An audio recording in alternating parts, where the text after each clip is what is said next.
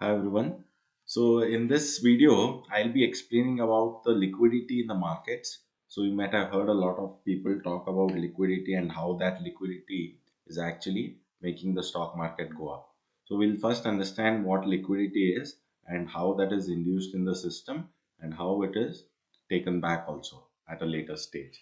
So what happened in 2020 March was the economy started to go down, right? So this, if you consider 2020, what happened during that time was because of the whole corona thing and everything going into a lockdown, the economy started to go down.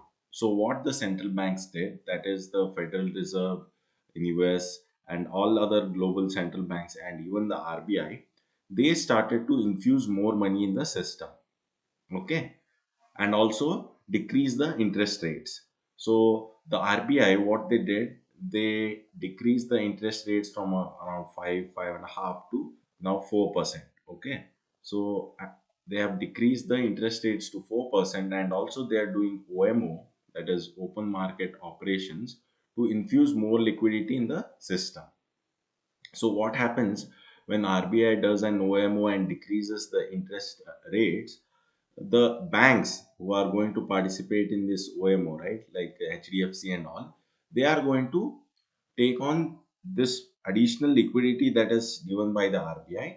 So now HDFC Bank would be getting money from RBI at just 4%. So they can lend it at a cheaper rate.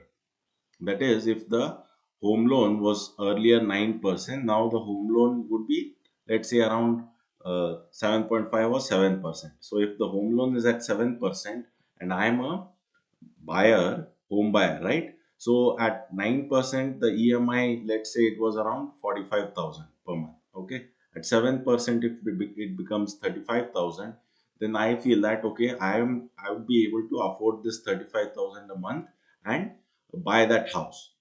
Okay. That house may be 50 lakhs or 75 lakhs or whatever the price may be.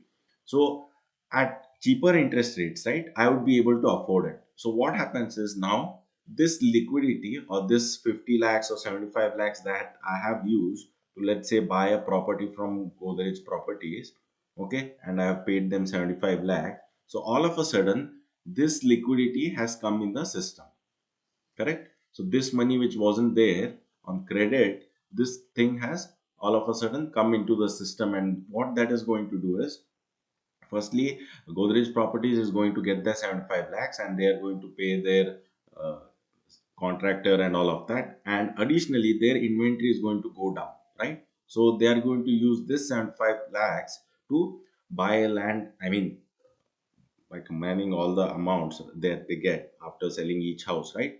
They are going to buy a new land and start construction in another project. So that is again going to increase the demand for steel, increase the demand for cement, and more people are going to get jobs and all of that, right? So liquidity is nothing but how much money is there in the system. So during this crash, all these banks, they started doing this OMO thing and decreasing interest rates. Even in federal, that is in US, they actually gave almost $1,200 to each family, 12 or $1,300, right? So this is how all of a sudden money is created and it is pushed in the system. So what it is going to do is, it is going to increase the total money supply in the system, and that usually leads to economic recovery. Okay, so that is why you see that the markets have also gone up, plus the economy is also recovering because you have cheap money and people would be able to afford that and buy a new car, new house, and that is going to again drive the economy up. Okay, so this is what the liquidity is all about. Okay, I hope this is clear. And once they feel that the inflation is going out of control, then these uh, central banks would be forced to push back this liquidity. Okay, they'll force, like the RBI will force the HDFC or other banks to actually give back the surplus liquidity that is there in the system. Okay, so this is about the liquidity. Hope this is clear. If you have any doubts, you can always comment in the comment section. I'll reply.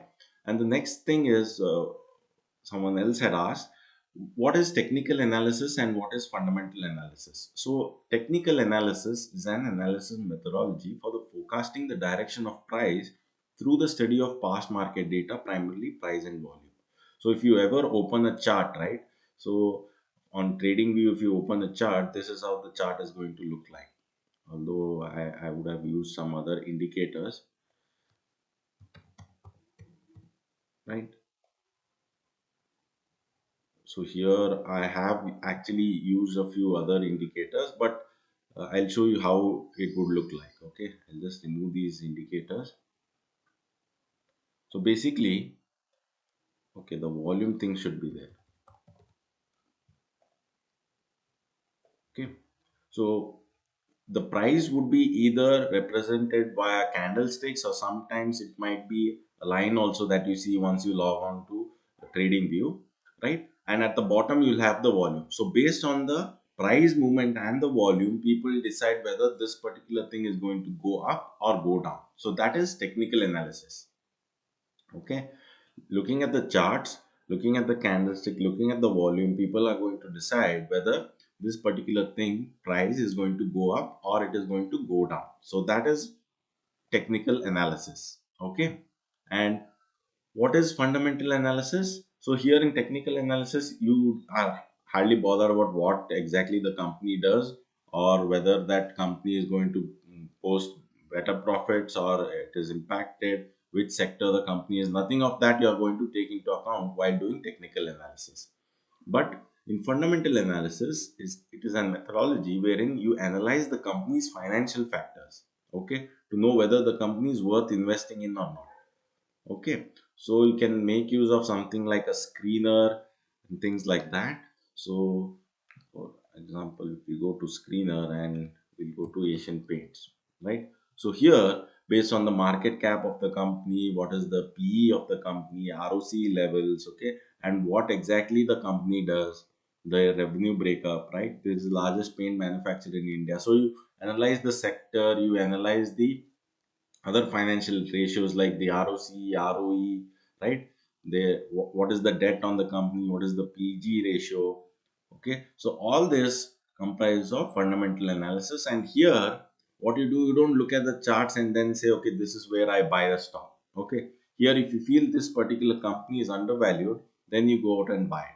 And if you feel that it is too expensive, you usually sell it. So that is fundamental analysis. But what I feel is when you combine both of them, that is, you know that okay, this is fundamentally good stock, and then you combine the technicals also and know okay, this is where I have to buy it, then it becomes a really powerful tool. Okay, so that is what I do. I kind of mix both of them and then take a buy or a sell call. So I hope these two concepts were clear, the liquidity and the technical and fundamental stuff. If you're having on any doubts, you can always ask me. Thank you.